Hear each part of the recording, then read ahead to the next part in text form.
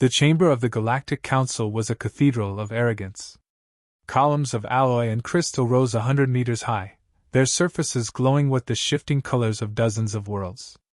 Delegates from across the spiral arms filled the semicircular tiers, voices sharp with suspicion, contempt, and the hollow ring of politics. Humanity was new here, too new for comfort, too bold for the old powers. Ambassador Alira moved carefully among them, a pale figure draped in formal silver robes. At her side, her son trailed with curious eyes, holding a small carved token of Earth's oak wood, a gift from Kalen Ward, their bodyguard.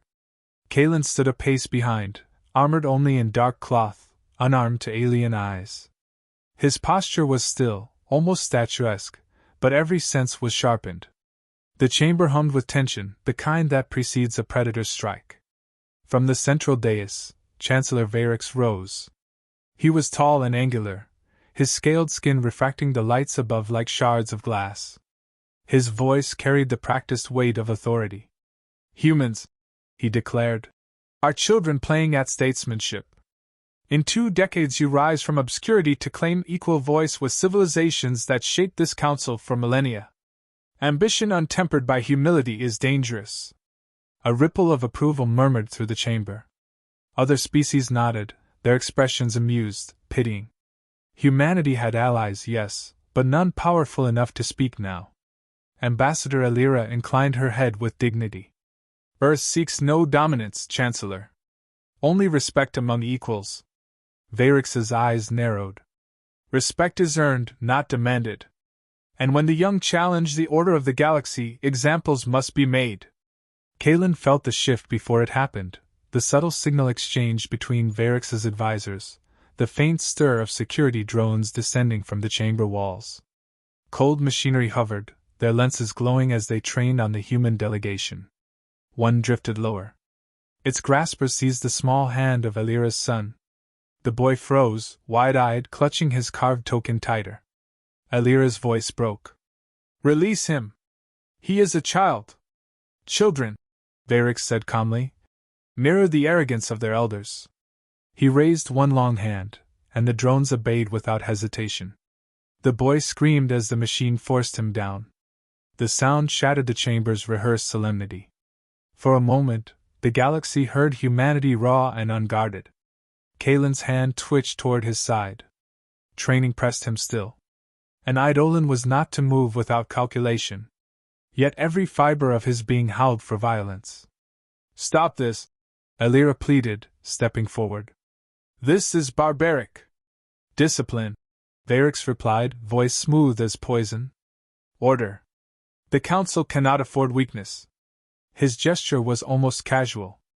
A flash of energy seared the air. The boy's cry cut off. Silence followed, vast and suffocating.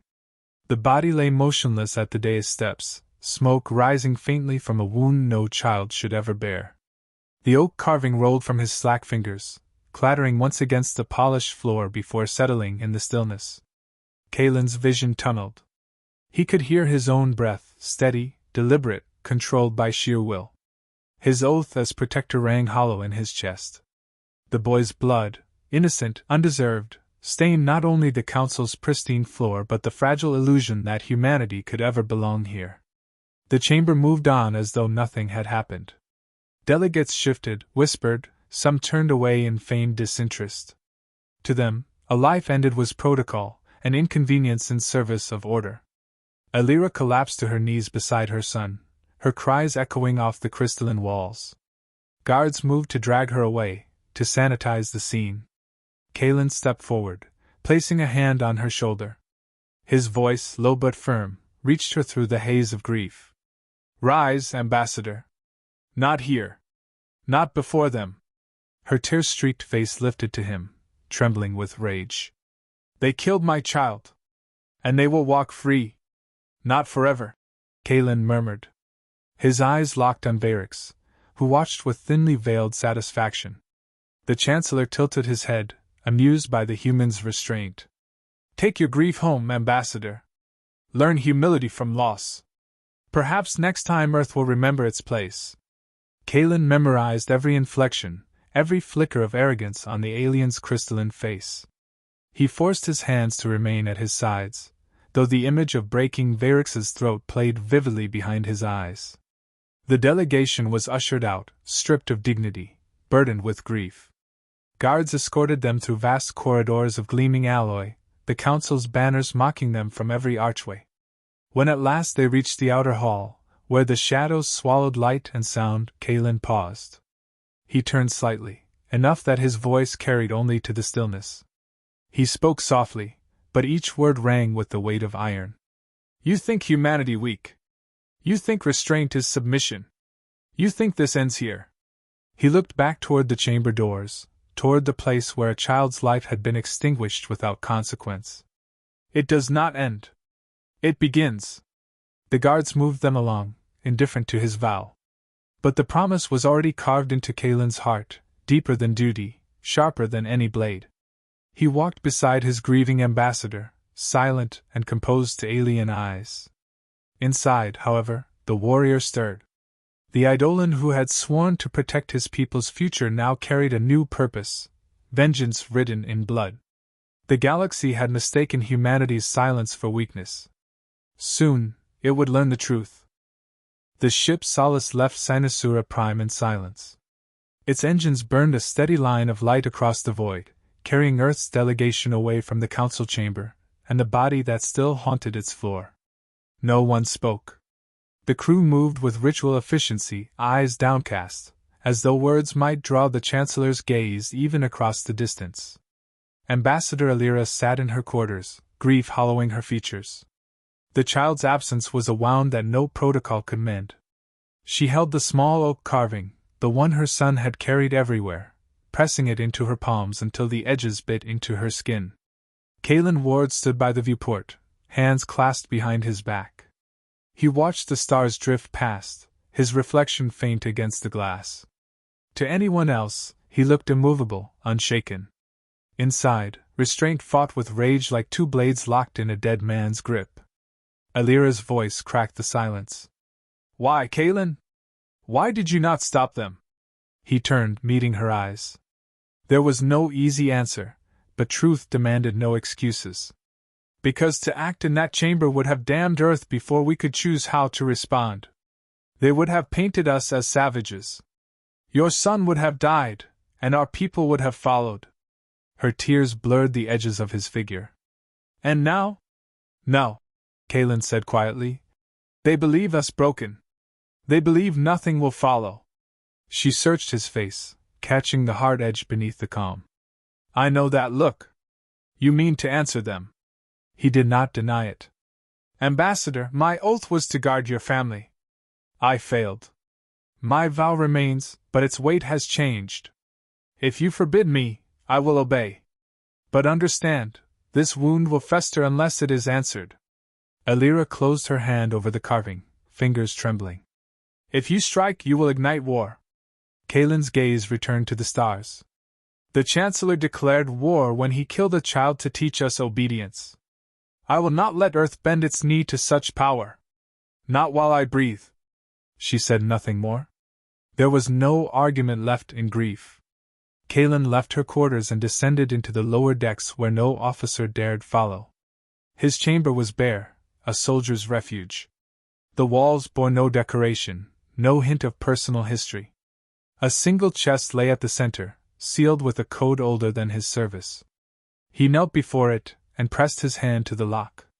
The chest opened with a hiss, revealing the truth that few on Earth even whispered. Inside lay the armor and weapons of an Eidolon. The suit was matte black, its plates light as glass but stronger than battleship hulls. Beneath it, woven fibers shimmered faintly, alive with reactive current. On top rested the blade, a length of plasma-forged alloy, its edge honed to molecular sharpness, glowing faintly along engraved channels. Beside it lay gauntlets with kinetic amplifiers, and a helm shaped with a narrow visor that gleamed like an unblinking eye. Kalen ran his hand across the armor, feeling the weight of centuries. The Eidolons had been forged in secret during Earth's first wars among the stars, born of the realization that diplomacy would always need a shadow of steel behind it. They were missed to most, guardians whispered of in hushed tones. To the galaxy, they did not exist. Now one would walk openly. As he armed himself, memories pressed close. The years of brutal training, the silent hunts across Earth's wastelands, the oaths sworn before masters whose names were never recorded. Guard humanity. Protect its children. If the Council fails, you will not. He sealed the final plate of the armor and straightened. The reflection in the steel bulkhead no longer looked like a quiet envoy's guard. It looked like the weapon Earth had hidden. The ship's comms crackled with a Council transmission, filling the deck with Varix's voice. Tragic accident, the Chancellor declared. The human child's death, while regrettable, resulted from their delegation's defiance. The Council regrets the incident, but order must prevail. Humanity remains welcome so long as it remembers its station. The message looped, spreading through the networks of half the galaxy. Kalen listened once, then cut the feed. His hands curled into fists inside the gauntlets. To the galaxy, the boy was already erased, turned into a footnote beneath alien lies. That was the Chancellor's true crime, not just murder but erasure. A soft chime drew his attention. Ambassador Alira stood in the doorway, the oak carving still clutched in her hand. Her eyes lingered on his armor, realization dawning. So it's true, she whispered. The Eidolons were not legend. Kalen inclined his head. We were hidden until now. Her gaze hardened. Do you mean to storm the Council alone? To kill Varix before the eyes of every delegate? Yes. She trembled with fury, torn between the weight of diplomacy and the raw wound of motherhood. They will call it terrorism. They will use it to crush us. Kalen's voice was steady, the calm of a blade before it falls. They already have crushed us. This act will not be forgotten. Not buried in propaganda. The galaxy must see what follows when humanity is pushed too far. Alira's hand opened, revealing the carving. She placed it on the table between them. Take it with you. Let him not be erased. Kalen picked up the small piece of oak, the edges worn smooth by a child's fingers. He secured it beneath his chest plate, over his heart. He will be remembered. They stood in silence, the hum of the ship filling the void between them. Finally, she whispered, Go, Kalen. Do what I cannot. But remember, vengeance must speak for justice, not only wrath. He bowed once, the gesture solemn. I will remember. Hours later, the Solace drifted near the jump gate that would carry it back to Earth. Kalen did not step aboard the shuttle. Instead, cloaked in the Eidolon stealth systems, he launched alone in a small interceptor, a vessel no larger than a coffin but faster than any cruiser. The stars stretched into streams of light as the drive engaged. His path was set, back to Sinasura Prime, back to the heart of the Council, back to the Chancellor who believed he had taught humanity humility. Kalen's voice whispered into the void, unheard but indelible. You wanted an example, Varix. I will give you one. The ship vanished into the dark, carrying with it the wrath of Earth made flesh. Sinasura Prime glittered in the void, a ringed citadel suspended above a gas giant, its towers spiraling like thorns around the council chamber. To most, it was untouchable, fortified by fleets, shields, and centuries of fear. To Kalen Ward, it was a target. His interceptor drifted from shadow to shadow, sensors dampened by Eidolon tech no alien scanner could trace. He had studied the Citadel's defenses since the day he swore his oath, preparing for the possibility that one day peace would fail. That day had come. The stealth systems hummed as he maneuvered along the city's underbelly, where power conduits glowed faintly against the darkness. He exited the vessel, armor sealing around him, and dropped silently onto a maintenance strut. Gravity clung to him, lightless space pressing close. Kalen's visor fed him streams of data, guard rotations, drone frequencies, blind spots. Every movement was measured, every strike calculated. When a patrol of sentry drones passed, he moved with lethal grace. His blade flashed once, twice, sparks scattered silently, and broken metal drifted into the abyss. The Eidolon advanced, step by step, toward the heart of galactic power. Inside the council chamber, Chancellor Varix addressed the assembly. His voice was smooth, confident, the tone of a victor securing order. The incident has been contained. Humanity will grieve, then learn humility. The Council remains united. Delegates nodded, some with indifference, others with thinly veiled relief. To them, Earth was a minor world, its loss a reminder of the Council's authority. Varix basked in their compliance. Then the alarms began. A tremor rippled through the chamber's walls, security systems tripped, patrols silenced. Commanders whispered frantic updates. Breach in the lower strata, unknown intruder. Outer sensors blind. Multiple squads offline. Varix stiffened, crystalline skin refracting sharp bands of light. Identify. No one answered. The chamber doors burst open, and a broken drone's head skittered across the polished floor, sparking as it rolled. It stopped at Varix's feet. The chamber fell silent. A figure stepped through the smoke. Black armor gleamed under the council lights, edges glimmering faintly with energy. The visor's slit burned like a predator's eye. In one hand, a blade hummed with plasma light, in the other, a gauntlet crackled with kinetic force. Kalen Ward moved forward without hurry, each step echoing like a drumbeat of inevitability. Gasps rippled across the tiers. Some delegates recoiled, others stared with horrified fascination. None had ever seen a human like this. Varix straightened, forcing calm. So, Earth finally shows its true face, violence beneath the mask of civility. Kalen's voice carried through the chamber, resonant through his helm. You mistake our silence for fear. You mistake restraint for weakness. Today, you learn what follows when you strike at our children. The Chancellor sneered. You are one man. Do you believe you can challenge the Council itself? Kalen advanced another step. His blade caught the light, glowing like a promise. I need only remind you that men bleed. Even chancellors. Security poured into the chamber, drones, guards, armored soldiers of half a dozen species. They moved with precision, weapons raised. Kalen struck first. He moved like a storm unleashed. His blade carved arcs of light, severing limbs, shattering weapons. Gauntlets cracked armor like shells, each strike amplified with bone-breaking force. Drones exploded in showers of sparks as he weaved between volleys of plasma fire.